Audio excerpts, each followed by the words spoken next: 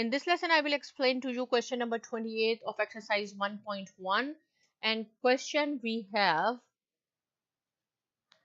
x over 2 negative 1 equal to 1 over 2 into x minus 5 plus 1 over 2.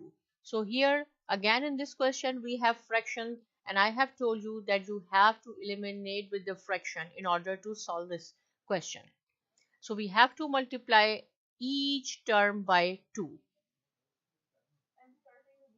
Right, there are 4 terms, so this 2 will cancel this 2, and this 2 will cancel this 2, this 2 will cancel this 2. Here we have only x, here negative 2 equal to x minus 5 plus 1.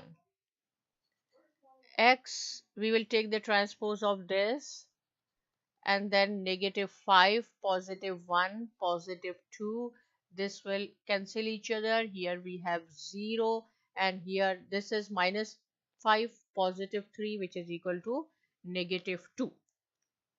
So for this it is no solution because we do not have any value of x. No solution, and this is not linear. I hope this question is clear to you, but if anything is not clear, you can ask me. Subscribe to my channel, and thanks for watching.